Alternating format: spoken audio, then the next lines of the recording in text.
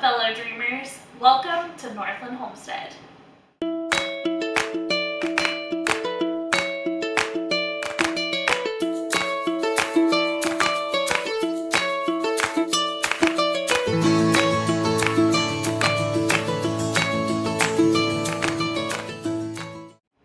So in today's video, I am pretty nervous. We are going to be trying a few things that I have been really scared to try. They've been on my list for quite some time and I've just not had the bravery to give it a go. But today we're going to change that. So what we're going to try today is pressure canning. Today we're going to be canning corn. So I was able to purchase each ear of corn, I think for 20 cents a piece. They're on sale right now because it's just the season for corn. So I bought 24 ears of corn. I will probably purchase more if this is a success, but for now I'm just gonna try with 24 ears and kind of see how many cans I can get from that.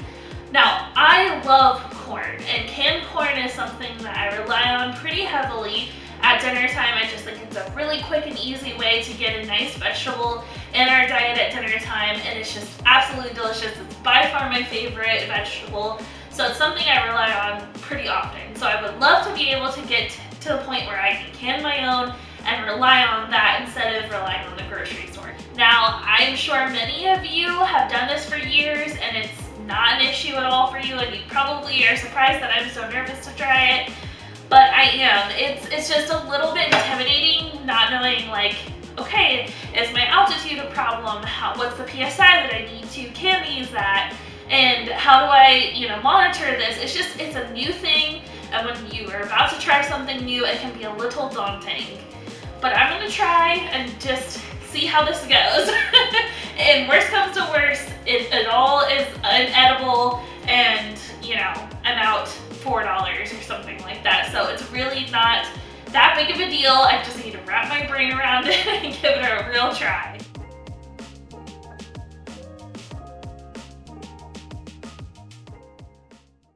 Okay, so first things first, we gotta shuck all these ears. So let's get to it.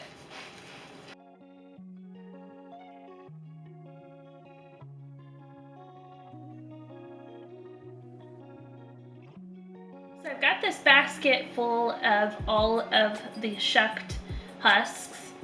Now, I would love to be able to feed this to some farm animals, and hopefully someday I'll be able to do that, but for now this is just gonna be composted. But today is a rainy, cloudy day, so Ethan's gonna take care of this for me once the rain passes and put this in our big compost bin outside, because this little compost bin is definitely not going to fit that.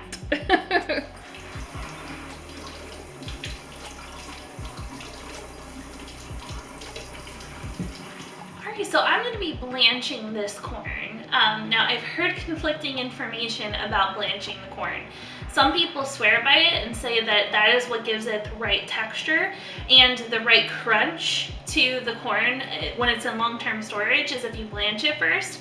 Other people said it was completely unnecessary. It comes out perfectly fine when you do it raw.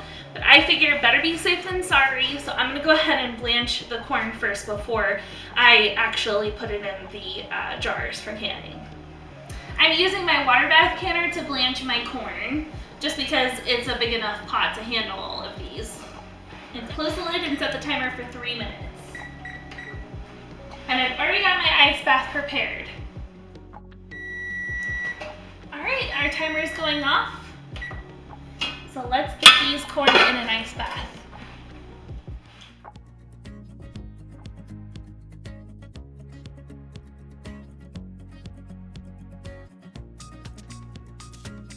Alright, so the corn was in an ice bath, but all of our ice has melted now, but it's still cold enough to stop the cooking process.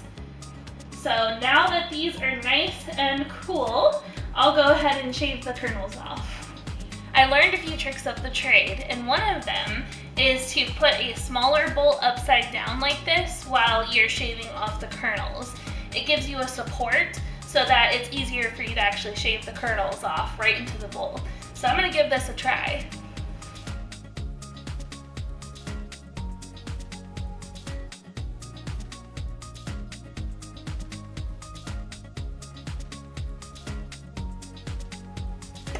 So whoever thought of this method is a genius, because this works really well.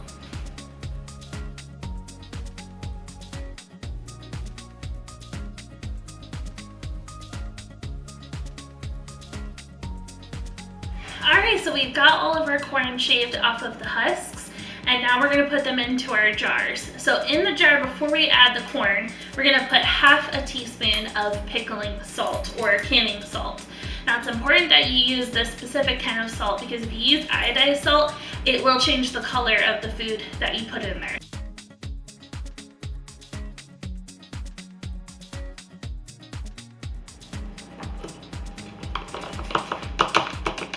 And I also read that you want to leave about 1 inch of headroom at the top.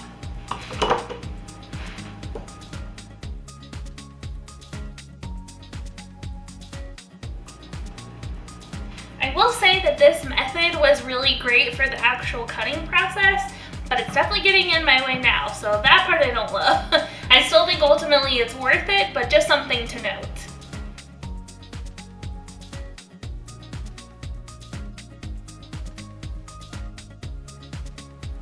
Alright, so we filled our jars, but we definitely do not have 2 cobs for every jar like it was said I would. So either I didn't cut it properly, or these ears are just too small. I'm not sure what really made the difference, but I filled about, let's see, 2, 4, 6, 8, about 9 jars. So I'll just put the salt back in the other ones, and still 9 jars, that's a good thing.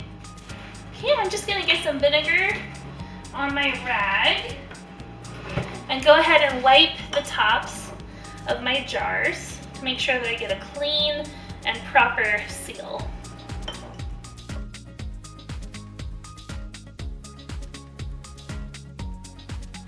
I completely forgot to add water, so I'm gonna have to do that real quick.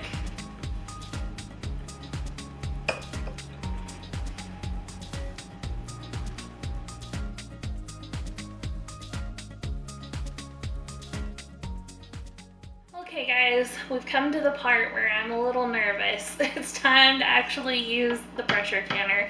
Everything up to this point has just been cooking corn and putting it in jars, which is really easy. This is the part that scared me for so long, because you hear those horror stories where pressure canners explode and all those things. And I do want to be careful, but I've done my research. I feel confident going into this, I think, as much as anyone can. And I think it's gonna be just fine. I just need to, have confidence in myself. I'm sure I can handle this, so let's just give it a try. Okay, so it's said to have about 2 to 3 inches of hot water, not boiling water, but hot water, to our pressure canner. So, let's see. Definitely think that I'm gonna need more than 4 cups. So let's get some more water. Okay, I think we've done it. I think we've got about 2 to 3 inches now. That was about 12 cups of hot water. All right, we're just gonna add our cans to the bottom here.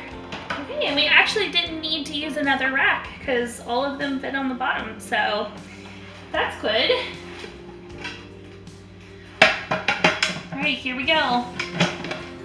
We're just gonna screw our lid on. All right, and turn our stove on. So we're gonna wait for steam to start pouring out of this, and then we'll add our weight. So now it's just time to wait. Okay, so it is starting to steam a little. I don't know if you can kind of see that, but it is steaming a little. But I read in the operator's manual that you want it to very consistently steam, and it should slightly hiss. And I'm not hearing any hissing or anything, so I think we're gonna still let this go. So I'm seeing steam very consistently now, but I'm not hearing any hissing sound, like the manufacturer's manual said I would. But I'm kind of thinking I should just put the weight on, because that's pretty consistent. Ugh. This is the kind of thing that made me nervous about trying this, because if you've never done it before, you just don't really know what to look for. And it said there would be a hissing sound. I hear no hissing sound at all, but that is consistent steam. So I think I'll give it maybe another minute or so. I don't know. Let me know. Oh, I'm hearing hissing. Okay, actually, I think we might be there. Okay, so I've got the weight on. There definitely was hissing. There was definitely consistent steam. But the PSI still is 0. So I don't know if it kind of climbs on its own or what really to expect with this. I'm totally winging this. I feel like in all the other tutorials I watched, they just said, oh, you know, can it at 11 PSI, and, you know, they make it seem so easy. But if you've never done it before, this is a little, you know, daunting. It still reads 0, so I'm hoping this just starts climbing, and then once it gets to the 11 PSI, I turn down the heat and set the timer for 55 minutes. I think that's what's supposed to happen. But I'm definitely sharing all the highs and lows of this process with you. Okay, so one thing I just realized is I didn't have my weight fully on, and as soon as I pushed this down all the way, this little valve popped up. So I think that means that the pressure is now sealed. So hopefully it'll start climbing now. I think it's starting to climb. Yes. I do see that it's slightly above 0 now. I was nervous and I had to Google because nobody said that it would take a while for it to get to the 11 PSI. And it's been, you know, a couple of minutes, but it's starting to finally climb. So as you can see, we are definitely off the 0 now. That's good. Okay, it's definitely climbing now. We're at like 5, almost 6 PSI, but this has taken several minutes. And when I Googled it, it said that it could take about 10 to 15 minutes for it to get to 11 PSI, and that's definitely looking accurate. So don't be alarmed if it's taking a while for it to climb. Okay, I think we're at 11 PSI, so I'm gonna go ahead and start my timer.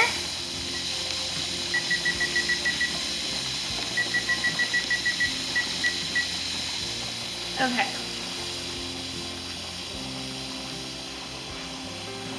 Okay, so we've got it set, and now we're just going to monitor this to make sure that it stays within the 11.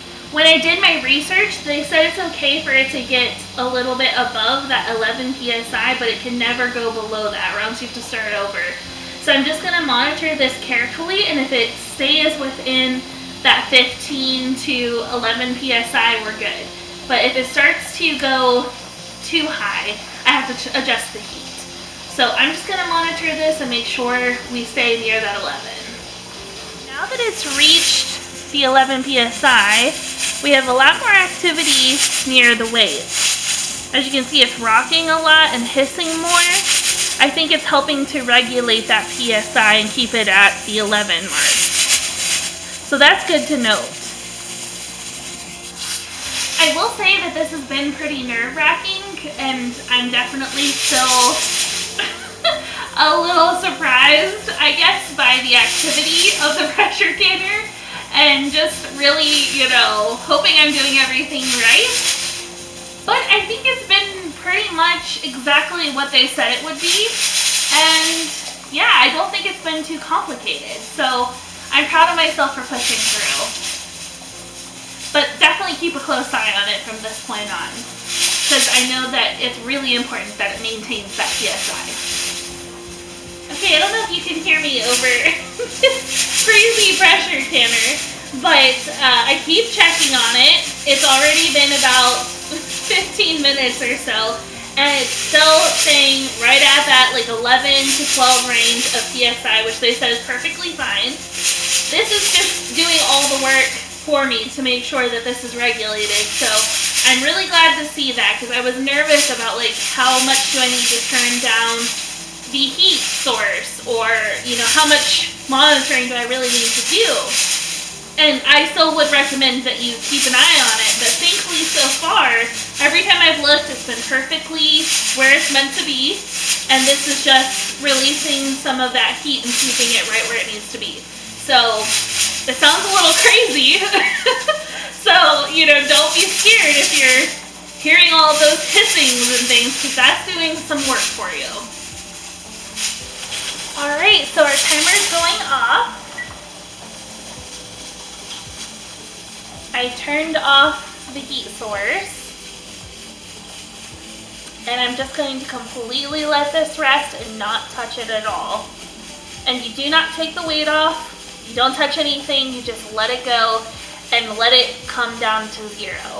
And then after 10 minutes of it being on 0, then you can remove the weight and open the lid and take out the corn.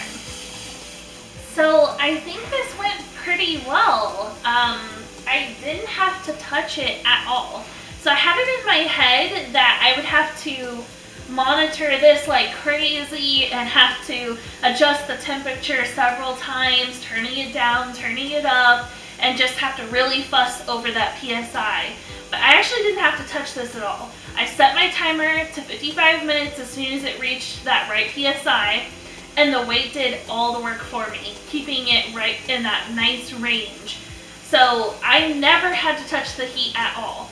So this was far easier than I was expecting, and I would highly recommend that if you've been nervous about this, go ahead and try it, because I will say I had it in my head this was going to be tough. I was going to be really nervous and scared, and there were definitely times where I was nervous, but it was so much more smoothly than I expected. So give it a try if you've been nervous. That PSI is starting to come down. It's already below, I would say, 9 or so. It just keeps coming down slowly. So this is really simple. You just turn off the heat and let it cool down and calm down, and it's doing its thing. Far less involved than I was expecting. All right, so the pressure canner is at 0. So I'm gonna set my timer to 10 minutes. And let it completely calm down before I take the weight off and open the lid. It's still hissing, but it says 0. So I'm assuming that's when you start the timer.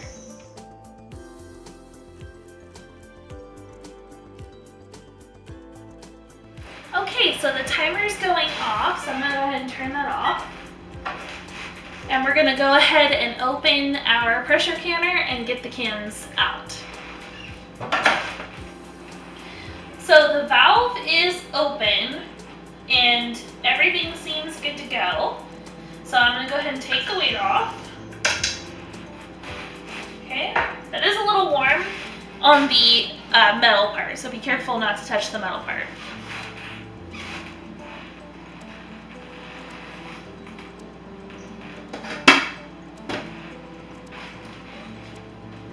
Okay.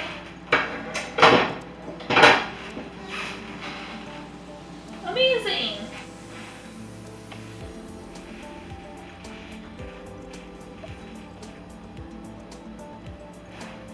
Can you see how bubbly they are? Amazing. Look at that. Homemade canned corn.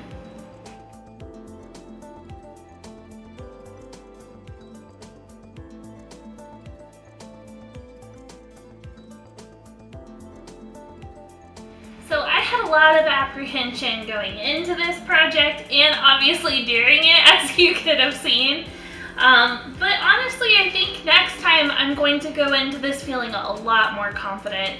This was way easier than I was expecting and way more low maintenance than I was expecting. I was, like I said, expecting to have to monitor the PSI a bunch and really fuss over this, but honestly, it was pretty much just taking each step at a time, and as long as you followed the steps, it turned. Oh! Did you hear that? One of the jars just popped. That's letting me know that it got a good seal. So that's fantastic. That's a win. So I read that you're supposed to let this sit for 12 to 24 hours. I'm probably just gonna let this sit overnight, and then in the morning take off the rings and put them away for long-term storage.